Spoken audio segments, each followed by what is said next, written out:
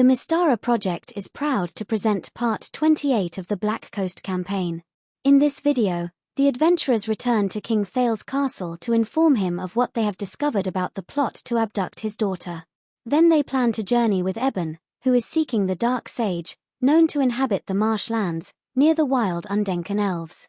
Around noon on the 17th of Air Moon, the characters arrive at King Thales Castle. They are granted an audience with the king, and report what they have learned.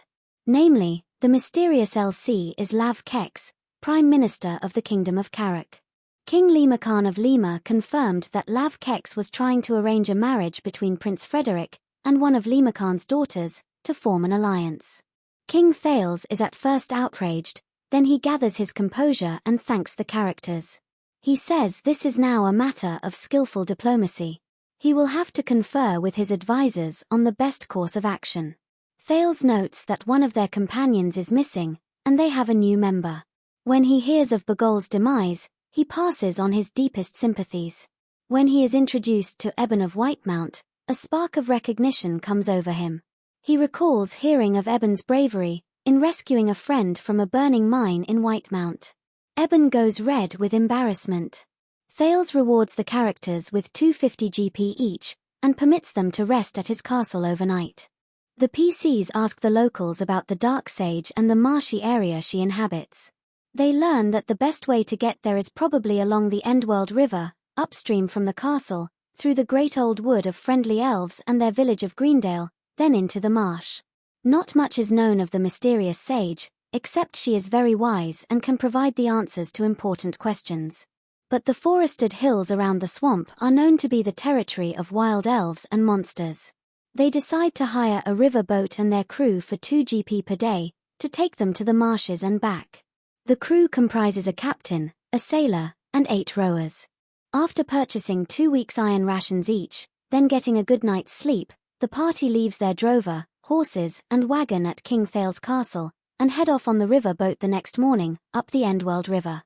The boat makes its way through the great old wood, passing the elven village of Greendale around mid-afternoon. At the end of the day, the boat moors on the riverbank in the forest. Not long after disembarking, the characters hear loud squawking. About 100 yards away they see 9 winged creatures flying over the river. The creatures don't seem to have spotted them. The party ushers the crew to take cover behind trees. The creatures circle and squawk, and eventually leave. The next day, as they travel upstream through the great old wood, the party and crew are surprised to see 2 giant spiders on a branch overhanging the river 40 yards above. Ambil's danger sense failed on this occasion. After 10 seconds of indecision, the spiders drop down onto the boat and attack.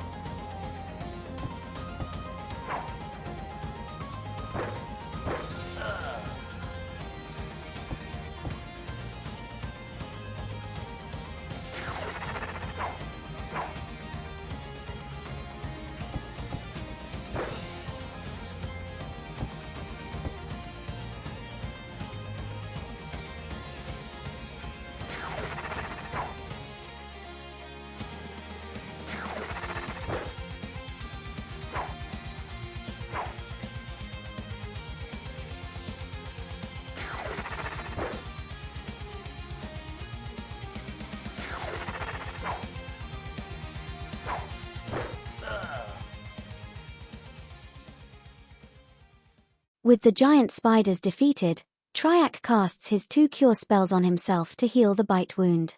The boat continues on into the marshy area near the end of the day. With no sign of the dark sage, they make camp on the marshy riverbank. During the night, the camp is awoken by someone approaching. It turns out to be none other than Lex Sick, son of the Baron of Breaker's Reach. Lek explains he journeyed here to try to find the dark sage to assist him with a personal question. But he was attacked by flying creatures that were half eagle, half horse. They ripped apart his mount, but he managed to flee to safety whilst they fed. Eben pipes up that he is also here to find the dark sage. All agree that they could do with an extra warrior in these wild parts, so Lek joins them. The next day on the 20th of Air Moon, the boat enters a small lake with a sandy shore. Low thickly forested hills surround the lake. On the far side of the lake is a prominent hill with a cave entrance at its base. A dark figure can be made out standing next to a small depression in the sand before the cave. The mysterious figure turns slowly towards them as they draw near, and they see a striking woman with ebony skin and eyes as black as coals. Greetings, adventurers. I am the sage, Revelia, a student of things draconic. Beneath the sand are 3 eggs, dragon eggs. The mother dragon is gone, leaving us with the rarest of rarities, an opportunity to study dragon eggs and dragon babies at our leisure. Unfortunately, I have been called to attend a zoological conference some distance away, and can't remain here. It is well you have arrived at this time. I need a group like yours, a party of adventurers I can trust to watch these eggs, care for them, and keep track of their development.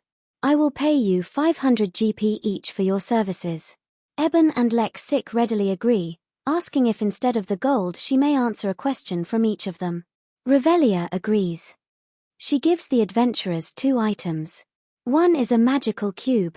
On one of its faces, PCs find numbers revealing the temperature of the air around the eggs. Dragon eggs must be kept at a constant temperature of 100 degrees Fahrenheit, neither too hot nor too cold, or the embryos will die. This magical thermometer rings whenever the temperature shifts.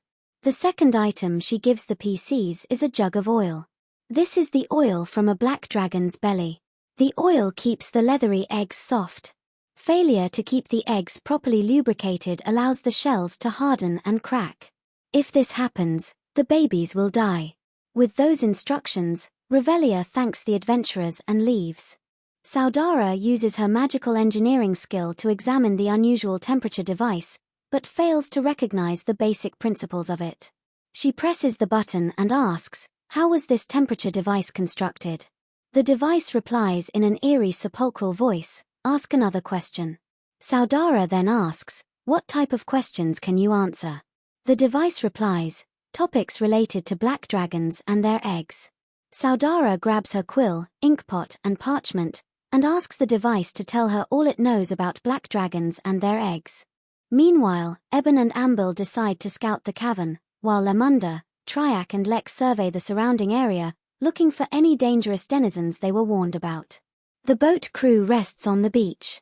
The cavern has a diameter of roughly 150 feet, with a 75-foot-high ceiling, certainly spacious enough for a black dragon.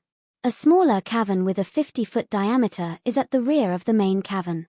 It is filled with junk stacked in separate piles, like rusted armor, dented mugs, ripped banners, and broken swords. Ambil touches the junk, hoping it is an illusion hiding the real treasure hoard, but she is disappointed.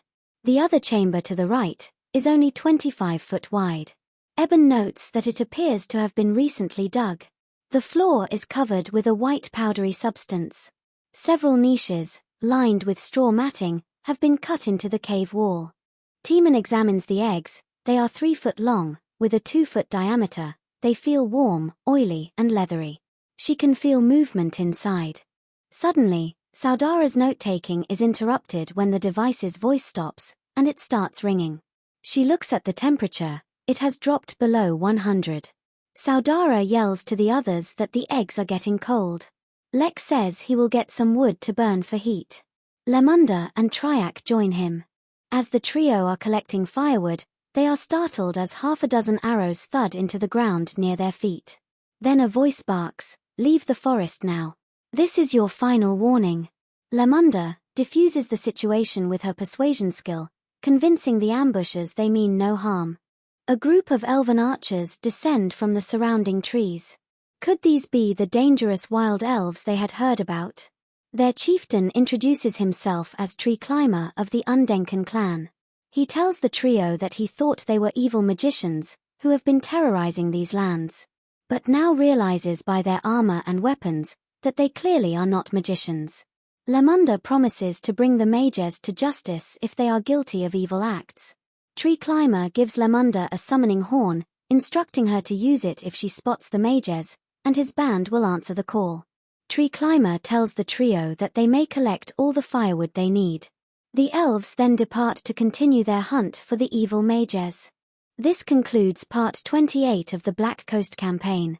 In the next episode, we shall see how the party fares at looking after black dragon eggs, while hoping the mother is truly gone, and on guard for an evil trio of mages.